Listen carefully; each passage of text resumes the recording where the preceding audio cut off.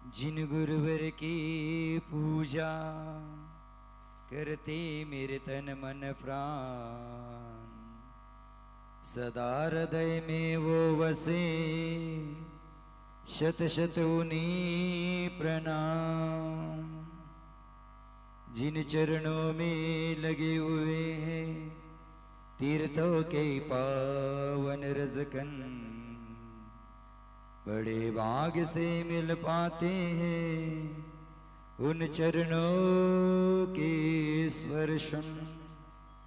जिनके हित मित वचन जीव का करते हैं संताप हनन, उन सन्मति गुरु चरणों में मेरे सौ सौ बार नमन। उन सन्मति गुरु चरणों में मेरे सौ सौ बार नमन। जल पंच परमेश्वर भगवान की अनंतानंद सिद्ध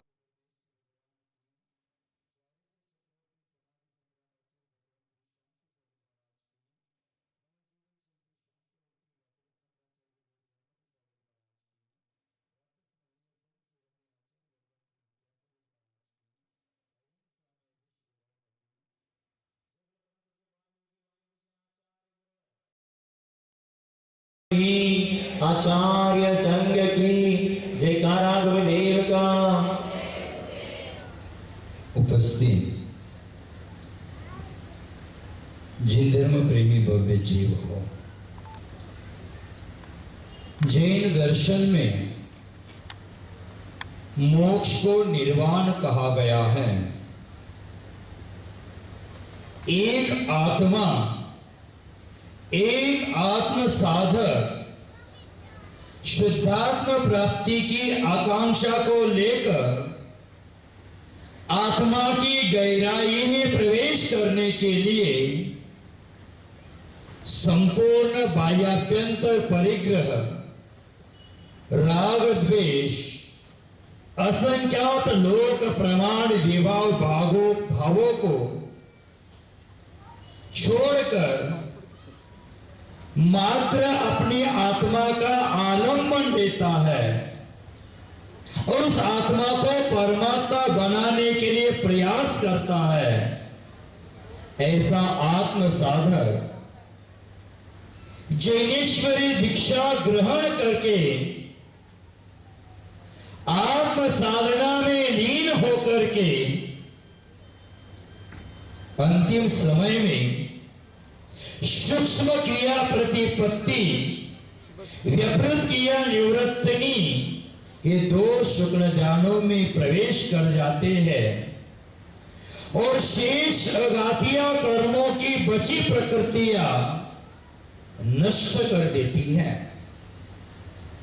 और अ, ई, उ, रो इन 5 स्वरों का उच्चारण करने में जितना समय लगता है उतने समय में अघाती कर्म की प्रकृतियों का अंत करके सिद्ध शिला पर जाकर विराजमान हो जाते हैं। उनका शरीर है कपूर के भांति वायुमंडल में विलीन हो जाता है। उनके नख और केश शेष रहते हैं। उन नखों और केशों को लेकर के सौरभ इंद्र कृत्रिम शरीर बनाता है और उसका दाह संस्कार अग्नि कुमार के द्वारा, अग्नि संस्कार अग्नि कुमार के द्वारा किया जाता है। और अग्नि कुमार वीर है, अत्यंत श्रद्धा के साथ, भक्ति के साथ, विनय के साथ, आदर के साथ अग्नि देता है। अग्नि संस्कार होने के बाद तीर्थंकर भगवान के कृत्रिम शरीर की जो राख बनती है, सभी जनता उस राख को अपने मस्तिष्क को लगा करके अपने जीवन को सुशोभित कर देते हैं। आप लोग पावापुरी में जाते हैं, पावापुरी के पद्म सरोवर के मध्य जो भगवान के चरण विराजमान है, आप उसको देखते हैं, परंतु ध्यान रखना, महावीर भगवान के कृत्रिम शरीर को उस जल मंदिर के स्थान पर अग्नि संस्कार किए थे और उस समय इतने लोग आए थे, सारे लोगों ने वहां के चुटकी चुटकी राख मस्तिष्क पर लगा दी। राख खत्म होने के बाद वहां की मिट्टी मस्तिष्क लगा दी और इतना विशाल काय पद्म सरोवर बन गया। माने उस समय निर्वाण महोत्सव में कितने लोग आए होंगे, सोच लेना, विचार कर लेना। आज पंच कल्याणक महोत्सव में बहुत सारे लोग होते हैं और राज्याभिषेक में आ जाते हैं, लेकिन आप बड़े भाग्यशाली हैं कि आप भगवान के निर्वाण कल्याणक के दिवस पर आज आप सभागार में उपस्थित हैं और निर्वाण कल्याणक की जो वरगनाएं हैं वो वरगनाएं लेने का सौभाग्य आपको प्राप्त हो गया है। आप भाग्यशाली हैं, आप भव्य जीव हैं, क्योंकि भव्य जीव ही समूह शरण में पहुंचते हैं और भव्य जीव ही निर्वाणोत्सव मनाते हैं। आप सभी लोग भव्य भक्त हैं और ये भक्त एक दिन भगवान बनने वाले हैं, इसमें कोई संदेह नहीं है। बंधुओं, मोक्ष है भले पृथ्वी से मिलता है और वह मोक्ष है पृथ्वी से बहुत ऊपर भी है। इसे प्राप्त करने के लिए शुद्धात्मा की प्राप्ति का पुरुषार्थ करना आवश्यक है। जैसे आप अगर अपनी छाया पकड़ने का प्रयास करते हैं, अपनी परछाई है उस परछाई का मस्तक पकड़ना चाहते हैं, तो उसको पकड़ने के लिए छाया के पीछे भागने की आवश्यकता नहीं है। एक जगह स्थिर होकर के स्वयं के मस्तिष्क को पकड़ लेना आवश्यक है, छाया अपने आप पकड़ में आ जाएगी। इसी प्रकार सिद्धालय में जाने के लिए, मोक्ष जाने के लिए सिद्ध शिला की ओर दौड़ लगाने की आवश्यकता नहीं है, मात्र आत्म प्राप्ति की साधना की आवश्यकता है। मुक्ति अपने भीतर विद्यमान है, मात्र हमें उसको देखने का पुरुषार्थ करना है। ध्यान से सुन लेना बंधुओं कि जमीन होती है और जमीन के नीचे, भूमि के नीचे पानी होता है, परंतु वह भूमि के नीचे विद्यमान पानी है, उसको पाने के लिए, उसको प्राप्त करने के लिए उस पानी के ऊपर जो अतिरिक्त कंकड़ पत्थर है, मिट्टी मैल है, उसको अलग करना पड़ता है, तभी जाकर नीचे जो भूमि में निर्मल पानी है वह पानी का स्रोत मिल जाता है। उसी प्रकार हमारी आत्मा में ही परमात्मा विराजमान है, हमारे भीतर ही भगवान विराजमान है, मात्र उस भगवान के ऊपर राग द्वेष के कंकर है, अहंकार ममकार के कंकर है, मिथ्यात्व परिग्रह की मिट्टी है, मैल है, उसको साफ करना होता है, उसको निकालना होता है। हमारा मोक्ष हमारे पास है और वो मोक्ष अपने आप मिल जाता है। बंधुओं, मुक्ति प्राप्त करने के लिए अंतर बहिरंग परिग्रह की निवृत्ति आवश्यक है। आचार्य भगवान उमा स्वामी महाराज तत्वार सूत्र जी में कहते हैं, बंध एतवा भाव निर्जराभ्याम कृष्ण कर्म विप्र मोक्षो मोक्ष। आचार्य महाराज कहते हैं कि बंध के हेतु का अभाव और भीतर में जो अनादिकाल से बांधे हुए कर्म है, उन कर्मों की पूर्ण समाप्ति करना ही मोक्ष है। संक्षिप्त में कहा जाए तो मोह का क्षय करना ही मोक्ष है, मोह का अंत करना ही मोक्ष की शुरुआत है, मोह का क्षय करना ही केवल ज्ञान की ज्योति को प्रकट करना है। और जहां केवल ज्ञान है वहां नियम से आयु पूर्ण करके मोक्ष की प्राप्ति हो जाती है, मुक्ति प्राप्त हो जाती है। बंधुओं, आप लोगों के मन में सवाल उत्पन्न हो सकता है कि आज पंचम काल में मोक्ष तो मिलने वाला नहीं, तो दीक्षा लेकर के इतनी गर्मी में एक बार जलपान करके शरीर को कष्ट क्यों देना, उपवास आदि क्यों करना, शरीर को कष्ट देना कौन सी समझदारी है?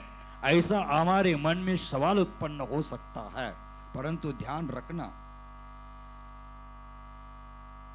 ये सवाल है, ये प्रश्न है, समयोचित है, तर्कपूर्ण है, पर ध्यान रखें, पंचम काल में मोक्ष नहीं मिलता है, पंचम काल में मोक्ष का द्वार बंद है, लेकिन पंचम काल में मोक्ष का मार्ग बंद नहीं। उस मार्ग पर चल के हम मोक्ष की दूरी कम कर सकते हैं, पास पहुंच सकते हैं। जैसे उदाहरण के लिए कहता हूं, गर्मी का समय है और गर्मी के समय में ग्राम पंचायत ने घोषणा कर दी है कि कल सुबह 5 बजे से 7 बजे तक नल में पानी आने वाला है, पुनः 8 दिन पानी आने वाला नहीं है। ध्यान से सुन लेना, सुबह 5 बजे से 8 बजे तक अथवा 7 बजे तक पानी आना है, पुनः 8 दिन नल को पानी आने वाला नहीं है। आप लोग होशियार है, नल में अपनी बाल्टी लेकर, अपना घड़ा लेकर कितने बजे पहुंचोगे? 5 बजे से 7 बजे तक पानी आने वाला है, तो 5 बजे पहुंचेंगे, 5:30 बजेंगे, 6 बजे, 6:15, 6:30, 6:45, 7 को 10 मिनट कम है, कब पहुंचोगे? पंडित जी कब पहुंचोगे? हमारा क्या ध्यान है महाराज, हम हिसाब कर रहे किसको कितना देना है, दीपक पंडित को कितना देना है, ऋषभ पंडित को कितना देना है, किसका लिफाफा कितना बनाना है। इससे अच्छा दिगंबर समाज वड़वड़े को कितना ध्यान देना, इतना भी लिख लेना। और हमें सोचना है 5 बजे से 7 बजे तक पानी आने वाला है नल में, 8 दिन पुनः नल में पानी नहीं आने वाला, तो हम कितने बजे पहुंचेंगे? सीमा बहन कितने बजे पहुंचेगी? 4 बजे पहुंचेगी, होशियार है। और आपसे भी कोई होशियार होगा तो 3 बजे पहुंचेगा, 2:30 बजे पहुंचेगा, 3:30 बजे पहुंचेगा, 4 बजे पहुंचेगा, 4:30 बजे पहुंचेगा, 4:45 बजे पहुंचेगा। जिसकी ज्यादा होशियारी है वो जल्दी पहुंचेगा, क्योंकि वो सोचेगा पुनः 8 दिन अर्थव्यवस्था। मर्दाओ एक वेळा पाणी घेऊन मी दंगा करलो, तुम्ही बडबडा लागलाय। नितल दिगंबरी नुसतं तुमचं आडनाव आहे, तू दिगंबर नाहीस। तो लोगों का सोच होता है 8 दिन पुनः पानी मिलने वाला नहीं है, तो रात की नींद हराम हो जाती है। 4 बजे जाकर बैठ जाते हैं, जब नल में पानी आएगा तो पहला मेरा घड़ा भरना चाहिए, मेरी बाल्टी भरनी चाहिए। हम 4 बजे से खड़े थे, अगर 7 बजे तक पानी आने वाला है और 7 को 10 मिनट कम है, उस समय जाएगा वो क्या होगा? पानी भरकर आएगा कि खाली हाथ आएगा? खाली हाथ निकल आएगा, क्योंकि पहले 4 बजे से नंबर लगे हुए हैं, उनको पानी मिल जाएगा। उसी प्रकार मुझे पता है चतुर्थ काल में मोक्ष का दरवाजा खुलने वाला है, लेकिन पंचम काल में मोक्ष मार्ग चल रहा है। दूरी कम करके हम ऐसे स्थान पर जाकर बैठेंगे, सिद्धशीला के मोक्ष दरवाजे पर जाकर बैठेंगे। जब दरवाजा खुलेगा तो पहला नंबर मेरा आ जाएगा और मोक्ष महल में मैं पहले पहुंच जाऊंगा। इसलिए आज पंचम काल में कष्ट सहन करके हम दूरी कम करने का प्रयास करते हैं। आप पहला पानी चाहिए, इसलिए रात भर नल के नीचे पानी लेकर गड्ढा लेकर बैठते हैं। उसी प्रकार हमें भी उस मोक्ष महल की ओर जाने के लिए पुरुषार्थ की आवश्यकता है और वहां जाकर बैठने की आवश्यकता है। और वहां जाकर बैठना है तो नल के ऊपर बाल्टी रखने से कभी भरने वाली नहीं है कि भरेगी। आपको बाल्टी में पानी भरना है तो नल के नीचे बाल्टी को रखना पड़ेगा। अगर घड़े में पानी भरना है तो उसके गले को पकड़ करके पानी में डुबोना पड़ेगा, तभी जाकर घड़ा भर जाएगा। नल के नीचे बाल्टी जाएगी तभी बाल्टी भरेगी, बाल्टी को ऊपर रखने से कभी बाल्टी भरेगी नहीं। उसी प्रकार गुरु के कान में जाने से आपका मोक्ष मार्ग खुलने वाला नहीं है, गुरु के चरणों में जाना पड़ेगा। नल के नीचे जाने से बाल्टी भरती है, उसी प्रकार गुरु के चरणों में पहुंचना पड़ेगा, तब जाकर आपका मोक्ष मार्ग प्रशस्त हो सकता है, नहीं तो आप संसार में भ्रमण कर सकते हैं। तो हमें ध्यान देने की आवश्यकता है। समय का इंतजार करने वाला व्यक्ति होता है वो प्यासा का प्यासा रह जाता है, और जो प्रमाद का त्याग करके समय पर जाकर पहुंचता है उसको पानी मिलता है। उसी प्रकार यह साधना मुक्ति पाने का मंगल पुरुषार्थ है। इस साधना के मार्ग पर चलना है तो राग द्वेष कषाय आदि को तिलांजलि देना है, अहंकार ममकार भाव को त्याग देना है, परिग्रह को त्याग देना है, तभी जाकर ये मोक्ष मार्ग प्रारंभ होता है। पार्श कुमार ने मोक्ष मार्ग प्रारंभ किया था और आज के दिन उन्होंने मोक्ष मार्ग का एंड कर दिया, सिद्ध शिला पर जाकर विराजमान हो गए। भगवान ऐसे स्थान पर गए पुनः हमें कभी मिलने ही वाले नहीं है। तो महाराज ये प्रतिमा स्थापित किए वो कौन सी है? सच्चे भगवान तो सिद्ध शिला पर रहते हैं, तो मंदिर में कौन रहता है? तो कहता हूं मैं, सच्चे भगवान तो सिद्ध शिला पर रहते हैं और मंदिर में जो पाषाण की प्रतिमाएं हैं उसमें हमारे श्रद्धा के भगवान है, भक्त के भक्ति के भगवान है। भक्ति की भक्ति बढ़ जाती है तो सिद्ध शिला को छोड़कर भगवान को मंदिर में आकर बैठना मजबूरी बन जाती है। हमारे श्रद्धा में इतनी ताकत है, हमारी भक्ति में इतनी शक्ति है, हमारे शक्ति का हम सदुपयोग करते हैं तो सिद्ध शिला के भगवान पाषाण में आकर बैठते हैं। मंत्र उच्चारण के माध्यम से, विधि विधान के माध्यम से, अंगन्यास विधि के माध्यम से, नैनोन्मिलन के विधि के माध्यम से, याग मंडल के विधि के माध्यम से भगवान पाषाण में आकर विराजित होते हैं। सूर्य मंत्र के माध्यम से, सूर्य मंत्र जब आचार्य महाराज देते हैं तभी जाकर उसमें प्राण की प्रतिष्ठा हो जाती है और वो भगवान पूजनीय हो जाते हैं, वह भगवान दर्शनीय हो जाते हैं, उनमें पूज्यता आ जाती है, वह शुद्ध संस्कारों के माध्यम से। बंधु, एक बार भी हम मुक्ति के लिए प्रयास करेंगे, एक बार कोई जीव मुक्ति की ओर गमन करता है, सिद्ध शिला पर जाता है तो पुनः वह संसार में लौटकर आता नहीं है, क्योंकि संसार में आने वाला जीव है वो कर्म से, पाप से युक्त होकर आता है। और भगवान तो आज कर्म से भी मुक्त हो गए, पाप से भी मुक्त हो गए, राग द्वेष से मुक्त हो गए, इसलिए वह सिद्ध शिला पर जाकर विराजमान हो गए हैं। बंधु, मुक्ति पाने के लिए, कर्म के बीज को जलाने के लिए तपाग्नि लगानी पड़ती है और ऐसा जीव एक बार बीज को जलाता है तो बीज पुनः अंकुरित नहीं होता।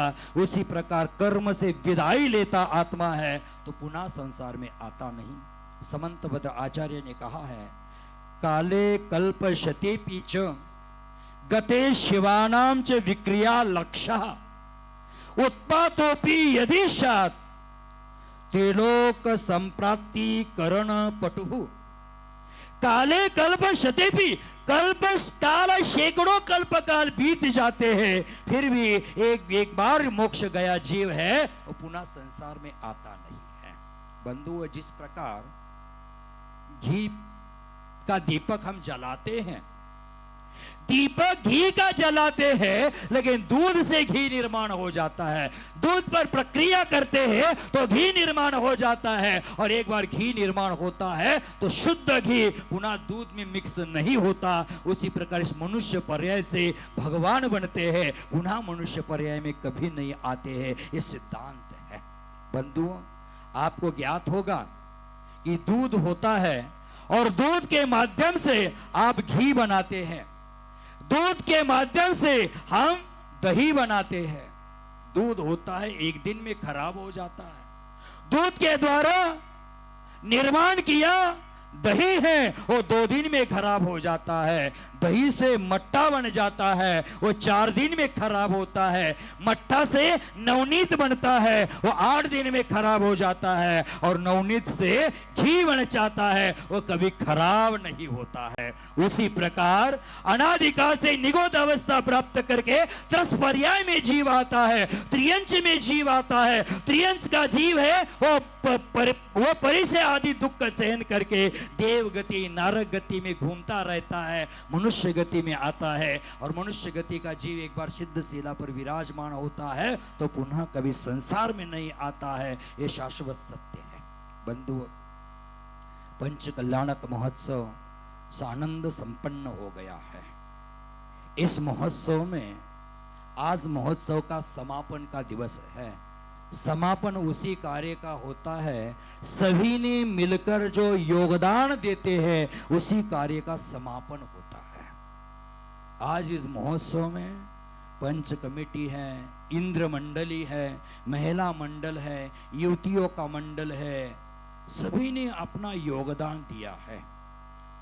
पंडित वर्ग है, सभी ने अपना योगदान अपनी अपनी शक्ति अनुसार दिया है, लेकिन पंचम काल के इस प्रतिष्ठा में सबसे बड़ा योगदान किसका है? तो मेरे नौजवान भाइयों का है। उनके योगदान जैसा किसी का योगदान नहीं है, क्योंकि उनका योगदान हमें दिखता नहीं है, परंतु वो दिन रात मेहनत कर रहे थे, पसीना बहा रहे थे और अपना कार्य अपना अपना दिया कार्य कर रहे थे। जो पंडाल विभाग के लोग थे वो पंडाल विभाग संभाल रहे थे, अर्थ विभाग वाले लोग हैं वो भी अर्थ के बिना व्यर्थ हो जाते, वो भी अर्थ व्यवस्था अपने आप संभाल रहे। पूजन विभाग वाला युवा मंडल है वो अपना पूजन विभाग संभाल रहा है, निरोधक विभाग का युवा मंडल है वो विभाग अपना संभाल रहा था, त्यागी विभाग का मंडल ग्रुप है वो अपना कार्यभार संभाल रहे थे। अपनी अपनी व्यवस्था अनुसार अपने अपने लोग सभी अपने अपनी जगह कार्य कर रहे थे। भोजन विभाग वाले भोजन के यहां काम कर रहे थे। सभी विभाग के मुझे नाम ज्ञात नहीं है, ऐसा अर्थ मत लगा देना कि महाराज जी ने गिने चुने विभागों के नाम लिए।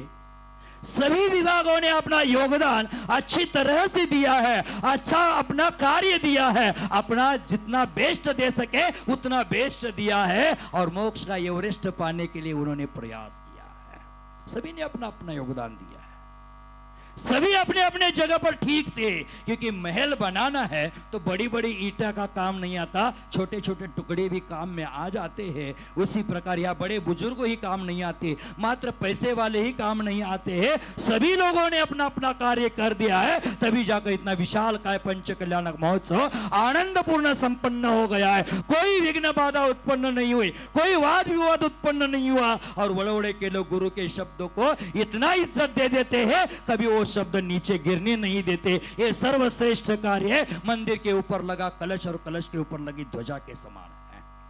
आप सभी लोगों ने अपनी अपनी जगह अपना अपना योगदान दिया ही है। मैं समय शेखर जी से यहां आया, लगभग 125 दिन की यात्रा चल रही थी। 125 दिन की यात्रा में बड़े के सैकड़ों युवाओं ने और सैकड़ों महिलाओं ने योगदान दिया है। वो योगदान भी सराहनीय है। अगर वो योगदान नहीं होता तो पंच कल्याणक में शीतल सागर पहुंच नहीं पाता। यात्रा में जिन्होंने योगदान दिया है वो सभी लोग आशीर्वाद के पात्र है। जो चलने के लिए आए थे और यहाँ व्यवस्था करके भेज रहे थे वो भी आशीर्वाद के पात्र है। सभी लोग आशीर्वाद के पात्र है। बंधुओं, सामान्य खिलवाड़ नहीं होता। अभी मैं सीढ़ी से उतर रहा था, मानस स्तंभ पर चढ़ा था और सुभाष जी पाटिल बोले कि महाराज हम 250 फुट भी नहीं चल सकते, 250 फीट भी हम चल नहीं सकते हैं। आप 2500 किलोमीटर कैसे चलकर आए हमें पता नहीं। मैंने पहले दिन भी कहा था 2500 किलोमीटर मैं कैसे चला मुझे पता नहीं। 2500 किलोमीटर का रास्ता मेरे पैरों ने नहीं, वड़ोड़े वालों के लोगों के आस्था ने चला है, वड़ोड़े के विश्वास ने चलवाया है, वड़ोड़े की श्रद्धा ने मुझे चलवाया है। मेरी चलने की कोई ताकत नहीं, आपकी आस्था थी, श्रद्धा थी, विश्वास था, इसलिए मेरे कदम बढ़ते जा रहे थे। मैंने 22 साल दीक्षा लेकर हो गया, लेकिन 20 किलोमीटर से ज्यादा मैं कभी नहीं चला। लेकिन वड़ोड़े का पंच कल्याणक है, मुझ में कौन सी ताकत आ गई मुझे पता नहीं। रोज में 28-30 किलोमीटर चलकर आपके नगर में पहुंच गया। एक्स्ट्रा 10 किलोमीटर पहुंचकर पैर में छाले आ गए थे, शरीर थक गया था, अब चलने का मन नहीं कर रहा था, चलने का दिल नहीं कर रहा था, हालत खराब हो गई थी। मात्र मेरे सामने एक ही वस्तु खड़ी हो जाती थी, वड़ोड़े का पंच कल्याण करना है बेटा, तुझे चलना पड़ेगा। और चलते चलते मैं आपके नगर में पहुंच गया और दक्षिण भारत में आने के बाद पहला पंच कल्याणक सानिध्य देने का अवसर वड़ोड़े में मिल गया। ये बहुत बड़ी बात है। पंच कल्याण तो बहुत होते जाएंगे, लेकिन वड़ोड़े में पहला सानिध्य देने का अवसर मुझे आया। बंधुओं, 200-250 किलोमीटर बुलाने के लिए जाने के लिए पानी निकल जाता है, लेकिन आपकी कमेटी 2500 किलोमीटर दूर मुझे बुलाने आई। इतने में समझ गया कि वड़ोड़े का विश्वास मुझ पर कितना है, इन लोगों की श्रद्धा कितनी है, इन लोगों की आस्था कितनी है। आस्था के साखलों को तोड़ना बहुत कठिन होता है। मानतुंग आचार्यों ने भक्ति के माध्यम से शरीर पे डाले हुए साखल को तोड़ दिया, बेड़ियों को तोड़ दिया। लेकिन मैं कहता हूं आपकी आस्था की भक्ति की बेड़ी ये शीतल सागर तोड़ नहीं पाया। आपके बेड़ी के कारण मैं यहां पहुंच गया और आपका पंच कल्याणक महोत्सव सानंद संपन्न हो गया। बंधु, जाते जाते इतना ही कहूंगा, ये पंच कल्याणक ऐ ऐ बस की बाबा, हे देवा बस की, बसलास काय? पहिल्यांदा मी वळवडीत आलो होतो, 31 डिसेंबर होता, नवीन वीर सेवा दलाच्या संघटनाची स्थापना झाली होती आणि सकाळ सकाळी कुंतू पंडित मला दाखवायसाठी कांद्याचे टरपलं लोटत आला होता. बघा तुमची पोरं काय करतात. त्यावेळेला मी पोरांना रागवलो होतो. सतीशला माहिती आहे त्यावेळेचा हिसका काय होता. रागवलो होतो. आणि हा राजू आहे की आमचा, राजूच नाव आहे ना तुझं, राजू नवले आहे, इकडे प्रवचनालाच येत नव्हता. आणि त्याच्या आईने काय सांगितलं असं सांगू, 2004च्या आठवणी आहेत माझ्या, 3च्या आठवणी आहेत, 4च्या नाही, 2003. राजूची आई म्हटली, जा की र मंदिरात, लय बारका महाराज आला, नाना पाटेकर सारखं प्रवचन सांगतोय, नाना पाटेकरला मागं पाडतोय, जा की रे म्हटलं. तवा यो राजू आला होता, त्यावेळेला आईनं मला जोडले, अजून मला जोडून राहिलाय, अजून माझ्यापासून तो दूर गेलाच नाही. तशी वळवड्याची लोक, एक राजूच उदाहरण देते, तशी वळवड्याची लोक गेल्या 22 वर्षापासून माझ्या संग जोडून राहिलेले आहेत, आजपासून दूर गेलेले नाहीत. आणि मी सांगतो, माझ्यातून प्राण जाईपर्यंत मी वळवडेकरांच्या पासून दूर होणार नाही आणि वळवडे मला दूर करणार नाहीत, एवढा माझा विश्वास आहे. जाता जाता एवढंच सांगतो. आणि आता हे नवीन कोणाला, ए सोनिया बस की रे खाली, ए सोनिया खाली टेकव. म्हणजे तसं नाही भाऊ, खुर्चीचं पाय अंतराळी झालता म्हणून म्हटलं, तुम्ही काय वेगळं समजू नका, मी तसला महाराज राहिलो नाही, आता चांगलं झालोय. तरी पण काय म्हणतात माहिती का, एवढं समजून घेतो, एवढं समजून घेतो, तर परवा दिवशी कोणतं म्हटलं, महाराज अजून बदललंच नाहीत की. म्हटलं आता काय करू, उद्यापासून सकाळपासून सगळ्यांच्या घरात जाऊन सगळ्यांचं पाया पडायला चालू करू, मग बदलल्याला तुम्हाला पटल. जाता जाता एवढंच सांगतो, जाते जाते इतना ही कहता हूं, ये पंच कल्याणक महामहोत्सव का पावन उत्सव आपके जीवन में खुशियां भरे. ये पंच कल्याणक पावन महोत्सव आपके जीवन में आनंद की वर्षा करे. ये पंच कल्याणक का महामहोत्सव आपके जीवन में सुख शांति का प्रकाश भरे. ये पंच कल्याणक का पावन महोत्सव आपके जीवन में धन लक्ष्मी, ध्यान लक्ष्मी, धैर्य लक्ष्मी, शौर्य लक्ष्मी, कार्य लक्ष्मी, विद्या लक्ष्मी, विजय लक्ष्मी, राज्य लक्ष्मी का भंडार भर दे. ऐसी मंगल भावना करके आज के इस अवसर को यही विराम कर देता हूँ. जय महावीर. जय बल परम पूज्य धर्म प्रभाव. पंच कल्याणक महोत्सव तो हो ही गया है. मुझे आज दोपहर में ही विहार करना था, फिर आपके उस शब्दों को डर गया की महाराज अजून बदललंच नाहीत की. मी जर आजच्या आज निघून गेलो, कमिटीला सांगून जरी निघून गेलो, तर सगळी लोक म्हणणार महाराजाचा स्वभाव बदलून रागाने गेला बघा. मला रागानं जायचं नाही म्हणून परत आज थांबलेलो आहे. आणि उद्या भरल्या ताटावरून उठून जायला पण शोभत नाही, उद्या भरल्या ताटावरून उठून जायला शोभत नाही. कारण पंच कमिटीच्या सर्व कार्यकर्त्यांनी निर्णय घेतलेला आहे की पुऱ्या जैनेतर समाजाला, पुऱ्या गावाला भोजन उद्या आहे, महाप्रसादाचं आयोजन केलेलं आहे. आणि त्यातनं पलमानानं निघून झालं शोभत नाही, म्हणून उद्या देखील मी इथं राहतोय. आणि माझी यात्रा समेत शिखरजी पासून चालू झाली होती, ती यात्रा चातुर्मासच्या स्थापने दिवशी समापन होणार आहे. अजून यात्रा समापन झालेली नाही. वळवडेकरांची जबाबदारी अजून संपलेली, चटणी पाठवा म्हणले की पाठवायचं, अजून वळवडेकरांची जबाबदारी संपलेली नाही. शिकम समेत शिखरजी पासून चालू झालेली यात्रा 6 दिवसासाठी, 7 दिवसासाठी, 9 दिवसासाठी वळवडेमध्ये थांबली होती. आज तारीख आहे 19. 20 तारखेला यात्रा इथंच असेल आणि 21 तारखेला सकाळी 7 वाजता ही यात्रा चिंचवाडच्या दिशेला जाईल आणि चिंचवाडमध्ये यात्रा पुन्हा 1 दिवसासाठी विश्राम करेल आणि पुढच्या यात्रेचा मार्ग ठरेल.